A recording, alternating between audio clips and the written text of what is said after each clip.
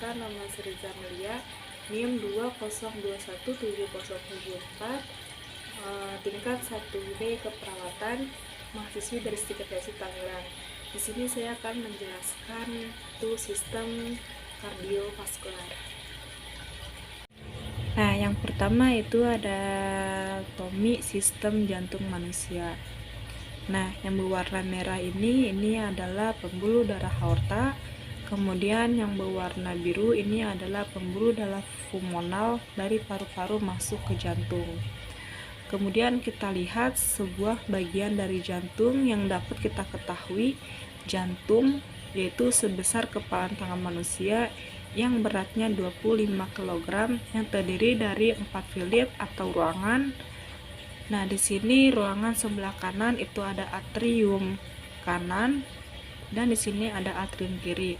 Di bawahnya ada ventrikel kiri dan ventrikel kanan. Ini adalah katup. Di sini ada 3 katup. Ticus pidaliis antara atrium kanan dan ventrikel kiri. Kemudian di sini ada katup antara atrium kiri dan ventrikel kiri. Namanya itu tifus. Nah, jadi di sini tuh ada 4 katup dan ada 2 katup. Dan di sini ada katup pulmonal, jadi yang searah ke jantung dan paru-paru.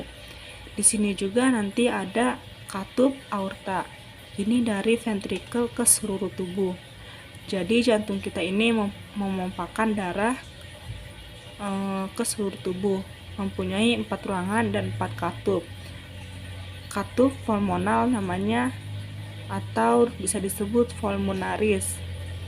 Katup dan aorta yang disebut katup aorta, yang dari ventrikel ke atrium, yang kiri dinamakan ticus pidaliis dan yang kanan disebut ticus pidaliis karena di sini jantung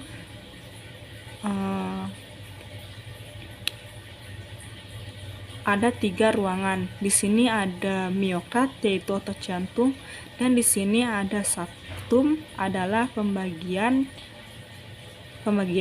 Nah, jadi jantung kita itu ada 4 ruangan dan 4 katup. Nah, yang kedua itu ada sirkulasi darah di seluruh tubuh.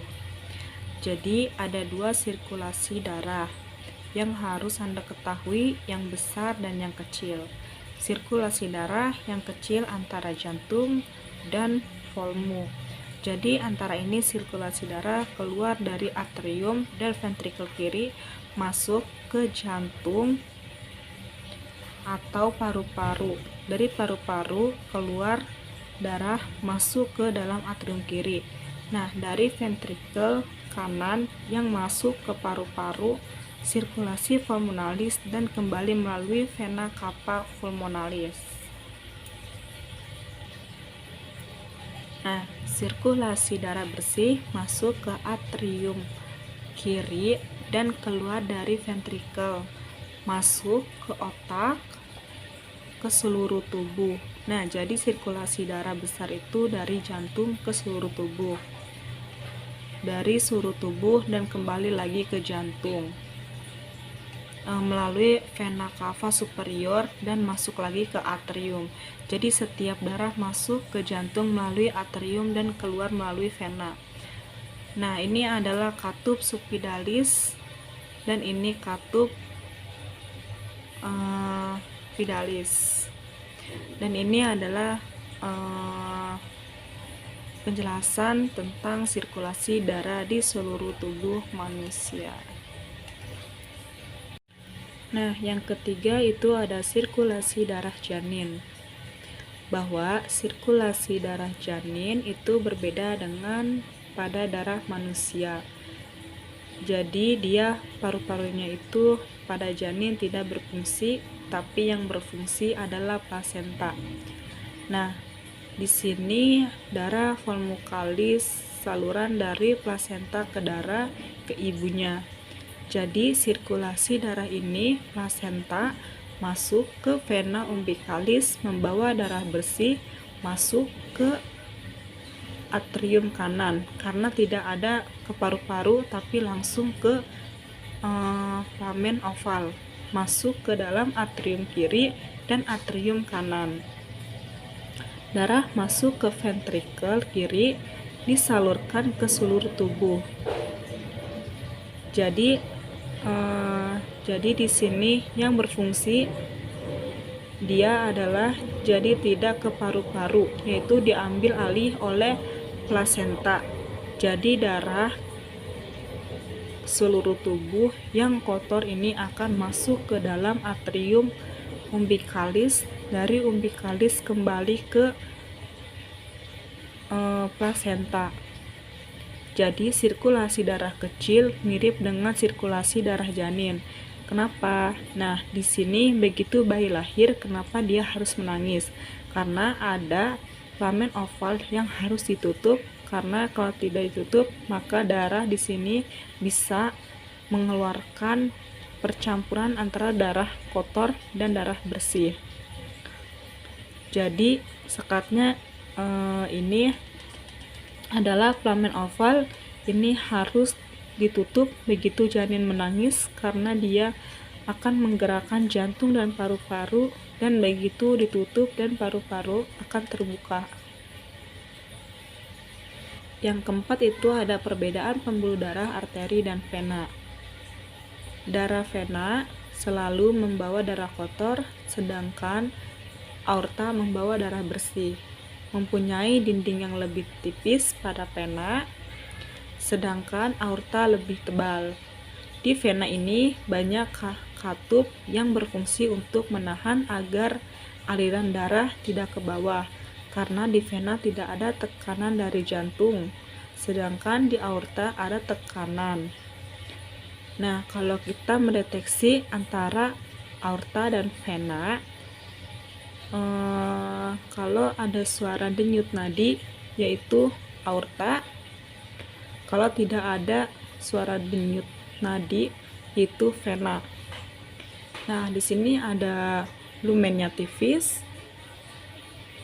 jaringan ikat, otot polos, jaringan ikat. Nah, di sini juga ada pembuluh kapiler dan endokalium. Nah, yang kelima itu ada sirkulasi darah, arteri, dan vena. Jadi, sirkulasi darah itu selalu bergandengan secara umum. Nah, kita lihat begitu dari atas, aorta keluar dari jantung, ini adanya aorta abdominalis, dan kemudian ada arteri. Dan di sini ada vena pulmonalis. Nah, ini akan ke atas adalah vena iliaca dan arteri iliaca. Di sini akan ada pertemuan aorta abdominalis dan ada aorta thoracalis. Jadi dari branchialis ke vena. Nah, ini dari bawah, dari tulang tibia sampai dan pulmonal vena dan kembali ke jantung.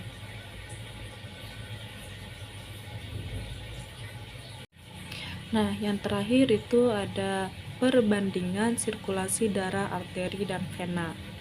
Nah, jadi yang berwarna merah ini adalah sirkulasi darah arteri, sedangkan yang berwarna biru ini sirkulasi darah vena. Vena pembuluh darah balik, sedangkan arteri pembuluh darah acak. Pada vena itu tidak ada tekanan. Nah, kalau arteri ada tekanan dari jantung, makanya ada nadi. Saat ditekan terasa ada denyut nadi, berarti itu arteri. Hati-hati, dia akan muncrat saat ditusuk. Nah, kalau di vena ini tidak ada darahnya. Saat keluar, darahnya akan merembas karena dia mempunyai katup untuk menahan supaya darahnya tidak turun ke bawah, supaya darahnya masuk ke atas dengan gerak otot. Makanya kalau orang hamil banyak sepies karena ada bayi yang menekan di vena cava. Nah, jadi ini perbandingan sirkulasi darah, vena, dan arteri. Nah, sekian dari video saya tentang penjelasan kardiovaskular. Semoga bermanfaat. Wassalamualaikum warahmatullahi wabarakatuh.